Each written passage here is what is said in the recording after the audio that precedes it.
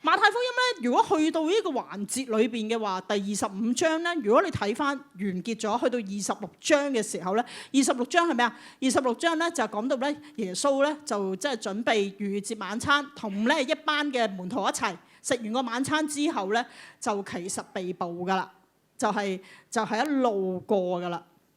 咁但係去到呢章點解咁特別咧？嗱，呢章咧其實係喺馬太福音咧，如果係講論裏邊咧，耶穌咧喺馬太福音咧鋪陳咗呢5篇嘅講章嘅，呢篇係最後一篇，而呢篇咧正係耶穌由聖殿出咗嚟，上咗個橄欖山講嘅第3部分，亦都係最高潮嘅一部分。講完呢部分就去到26章，就即係另外一個場景嚟嘅啦。咁呢章裏邊咧，其實咧耶穌身處嗰個環境係一個咩環境咧？要俾大家少少去知道嚇。嗱，有一班人好唔中意耶穌嘅，大家都知啦，係咪先？當佢離開聖殿嘅時候，其實咧有一班人，嗰班咧就係咩人咧？法利賽人、祭司，係已經非常之唔中意耶穌，甚至乎咧已經設計要陷害佢噶啦。咁大家已經準備好晒計謀咧，去害耶穌噶啦。咁耶穌面對一個嘅狀況係一個咩狀態咧？係一個咧，即係四面受敵嘅一個狀態，全部都係敵人嚟嘅，全部都係睇緊佢幾時咧落入佢哋嘅圈套裏邊嘅。咁而同時間亦都咧同埋呢班門徒一齊，一班跟隨佢緊去跟隨佢嘅門徒一齊。呢個就係喺耶穌裏邊嘅一個場景。亦都係咧，身處喺一個環境裏邊，你可想而知咧，成個嘅心路歷程，你成個心理狀態咧，就係話，即係完完全全係一個好艱難嘅一個狀態啊！因為你知道有好多人咧設計去害你，亦知道咧就快啦，即係要上十字架啦，亦都知道咧有一班門徒咧仍然好似懵豬豬咁樣，即係都未知發生咩事咁樣，係咪？大家都唔知，即係淨係爭下即係邊個為大啊，淨係爭下嘢啊，爭下好似坐正咁樣。嗱，成個場景就係咁啦。但係耶穌喺呢度嘅時候，佢講到呢度，即係佢講到25章，你見到佢係設咗好多比喻去講㗎。譬如25章喺開頭嘅時候，即係1至13節講緊咩啊？10個童女嘅比喻，聰明同埋愚拙啊嘛。我哋都係好熟悉嘅一段嘅經文。又去到14節至到30節係講緊咩啊？論才幹啊嘛，以才幹嘅去分配工作俾佢哋，即係分錢俾佢哋，又跟住佢哋忠心同埋不義嘅一個工人，係咪？去到呢度啦。我哋鏡頭一轉，我哋發覺咧，耶穌以另外一個手法去講呢個比喻出嚟嘅。你試下去睇下，由開初佢就話啦，當人子在他榮耀裏同作眾天使降臨嘅時候，要坐在他榮耀嘅寶座上面。講緊一個咩場景啊？講緊一個好榮耀嘅場景，係一個審判嘅場景嚟㗎。你諗下，講緊王喺榮耀嘅寶座上邊，係面對列國啦，面對眾人嘅時候，一個好審判嘅場景嚟㗎。並唔係簡單，並唔係話主人去咗邊，依家剩翻2個僕人，幾個僕人喺度，再唔係一個咁嘅場景，而係一個咧，去到鏡頭一轉，去到一個咧，就係向住列國、向住萬邦、向住眾人所宣判嘅一個場景。然後咧。咁跟手落去一路開始講一啲嘢啦。嗱，嗰啲嘢好有趣嘅。耶穌用咗嘅話咧係羊熟唔熟悉啊？我哋梗係唔熟悉啦。有冇看過羊啊？你哋我啊冇啦。有冇養過羊啊？都冇。食過羊扒係咪有？熟悉係啦。我哋只會食羊扒，好似食羊肉係咪？炆羊腩煲，但係我哋從來未對羊其實冇乜太大嘅熟悉㗎嘛，係咪？只係知道嘅啫。即係聖經裏邊咧，但係對住呢班即係猶太人咧、以色列人咧係好擅長嘅一樣嘢嚟嘅。耶穌就偏偏用咗一個咁嘅比喻去講，但係一個比喻裏邊咧，其實大家我想你哋留意，親愛弟兄姊妹，耶穌如果喺呢度用咗一個咧宣判嘅場景去講緊一件好重要嘅事情，係進行一個審判啦。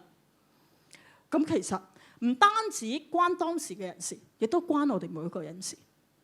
原來就係講咗一個準則出嚟，係一個好清晰嘅準則㗎。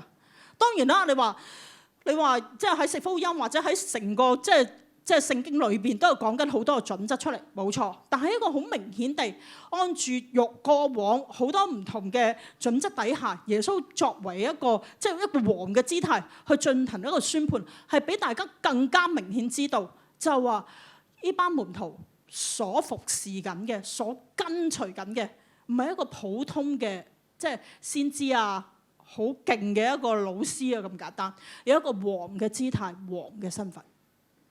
弟兄姊妹，如果我哋講到呢度嘅時候，我哋有冇一個概念就係話，喂，我哋話我哋係基督徒，我哋信耶穌嘅，我哋有冇話我哋係跟緊一個王啊？我哋有冇跟緊一個王？我哋服侍緊一個王？你試下去諗下，我哋誠實對住自己嘅時候，我哋有冇覺得耶穌你係一個王啊？你係一個萬王之王、萬主之主，你係一個統領呢個世界，到最後嘅時候，無論點樣都好，萬人都要喺你面前進行一個審判。我哋有冇一個心態咧？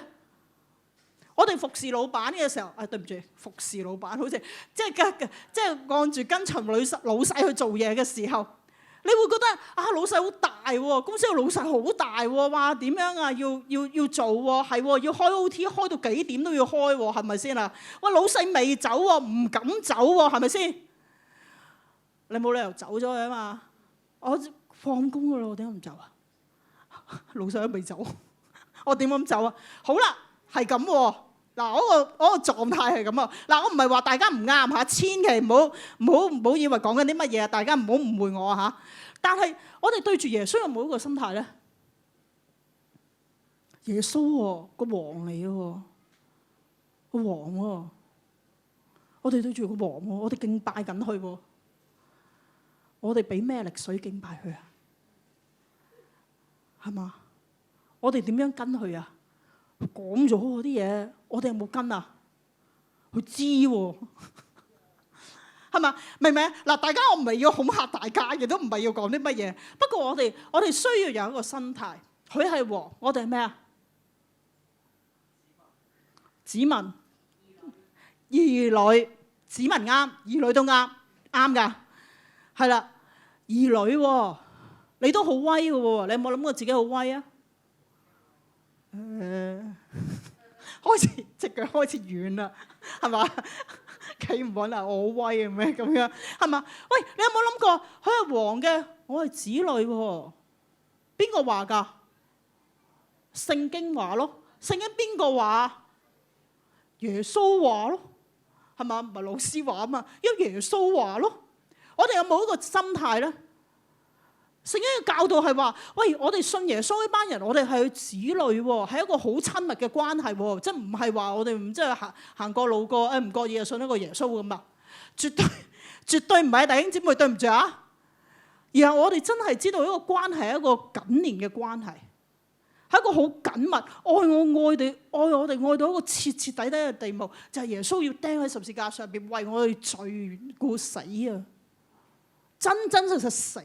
啱啱過完嗰個復活節，係咪先？係一個咁嘅關係喎。你有冇覺得自己個寶貝咧？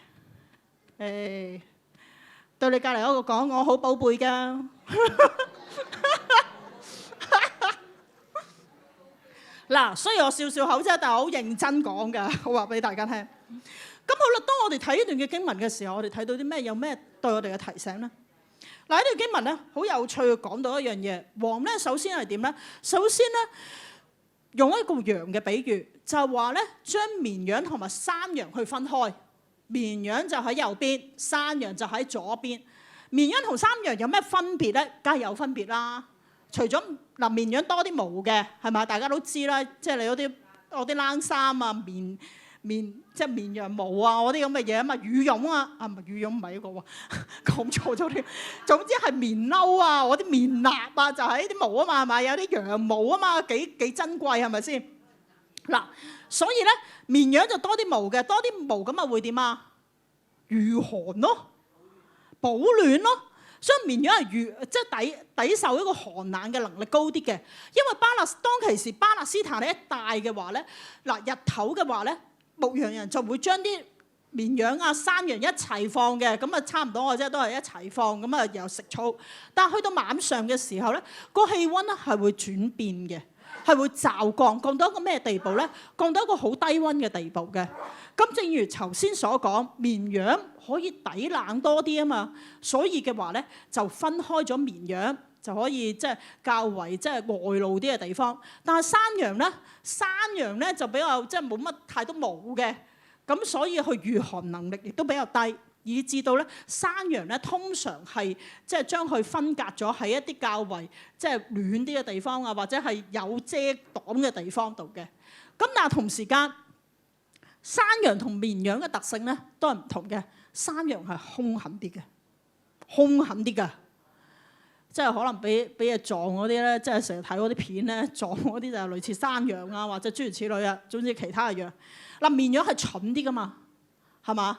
成即係唔知走咗去邊度啊，跌落山崖啊，唔知係又要用個即係我支杖、我支竿就咁樣，有個彎嘅緣故就係勾翻佢翻嚟啊，唔係點樣啊？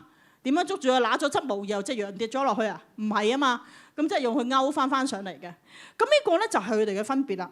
但係當就算王去將綿羊同埋山羊分開，但係如果我哋繼續睇落去嘅時候，我哋發覺一樣嘢，34節，佢話咧，於是王要向右邊嘅講，佢話：你哋蒙我父賜福嘅，可以嚟咧承受那創世以來為你哋準備嘅國。跟住唔該，係啦。因為我餓了，你俾我食；我渴了，你俾我飲；我作客旅，你留我住；我赤身露體，你俾我穿；我病咗喺監裏，你哋嚟看顧我。嗱，呢段説話咧，我哋見到喺一段經文裏邊出現咗2次，一模一樣，冇多冇少，啱啱先？頭先大家所讀嘅就係咁啦。嗱，王咧用咗同一番説話，向住左邊同埋右邊都係咁講。當然啦，我哋知道即係嗰個場景唔係羊嚟嘅，係人嚟㗎啦，係咪？唔係點識答嘢，即係點識答呢個王啊？即係羊喺度答個王都幾有趣嘅一個場景嚇。但係我哋見到嘅話咧，佢哋似乎結局唔同喎。有冇發覺個結局唔同啊？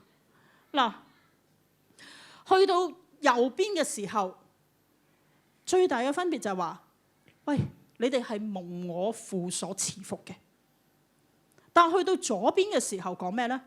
你哋一班受咒詛嘅，係嘛？係一班受咒詛，要去邊啊？一班就係要承受咧父為佢哋預備嘅國，一班就要咧話去承受住一個咩咧？係為魔鬼同埋佢使者所預備嘅永火裏邊，有極大嘅分別。但係極大分別點樣去產生咧？就係同一番説話去產生嘅，就係話餓咗俾佢食，渴了俾佢喝，有路落，係咪？咁點解會有咁大嘅分別？點解會有咁唔同嘅嘢發生咧？嗱，同樣嘅事情，但係有唔同嘅結局。個結局在於咩咧？